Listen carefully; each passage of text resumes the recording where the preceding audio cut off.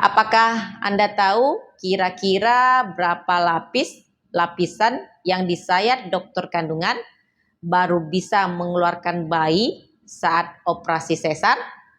Apakah 4 lapisan atau 5? Yuk simak di video berikut ini. Assalamualaikum warahmatullahi wabarakatuh. Bertemu lagi dengan saya di channel Depi Febriani. Saya merupakan perawat kamar bedah. Mungkin pada penasaran berapa lapisan perut yang akan disayat oleh dokter kandungan saat operasi sesar. Seperti yang kita ketahui, tidak semua ibu bisa melahirkan secara normal. Ada beberapa harus menjalani operasi untuk melahirkan bayinya. Karena kelahiran secara sesar diperlukan untuk menyelamatkan ibu dan juga sang bayi. Karena jika dilahirkan secara normal, mungkin akan membahayakan nyawa ibu dan juga bayinya.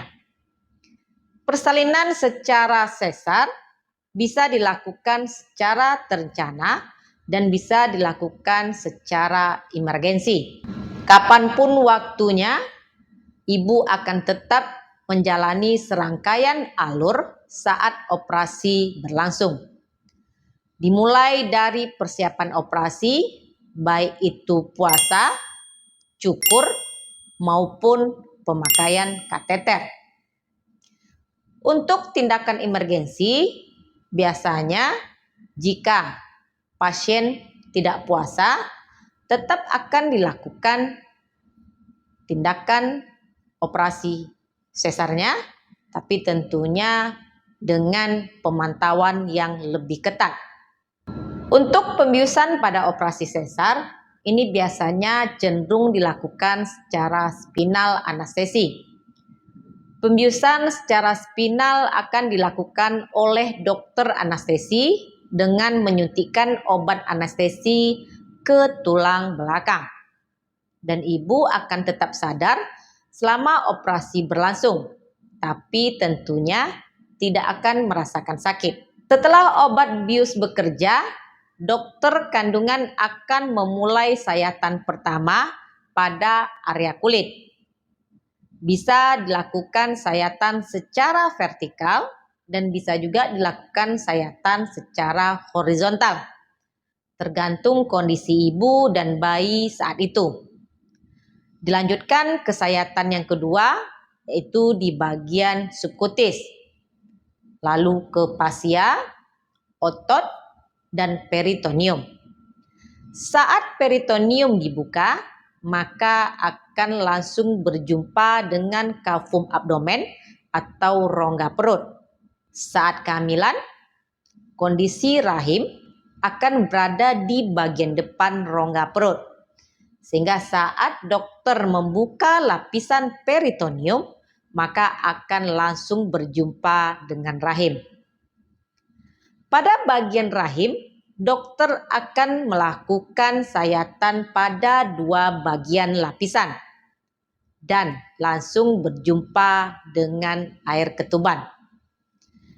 Ada yang ketubannya sudah pecah saat dilakukan pembebasan otot rahim dan ada juga baru bisa dipecahkan dulu menggunakan pinset atau mungkin klem, baru jumpa dengan bayinya. Kemudian bayi akan dikeluarkan, plasentanya akan diklem, kemudian digunting. Bayi yang dilahirkan tadi akan diserahkan ke bagian perinatologi. Setelah itu, dokter akan mengeluarkan jaringan plasentanya.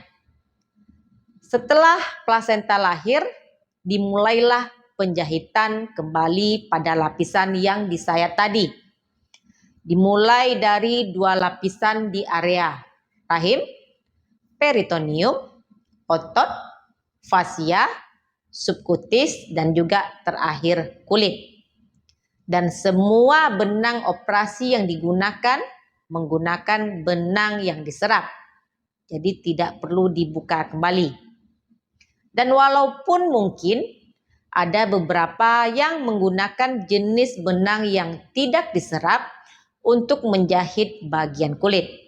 Namun itu sangat jarang sekali dilakukan. Jadi di sini sudah bisa diketahui bahwa ada 7 lapisan yang akan dibuka oleh dokter kandungan dalam proses kelahiran secara sesar. Demikian video saya kali ini, semoga bermanfaat. Jangan lupa untuk di like, komen, dan di subscribe. Dukung channel ini agar lebih berkembang. Jumpa lagi di video saya berikutnya. Stay healthy. Assalamualaikum.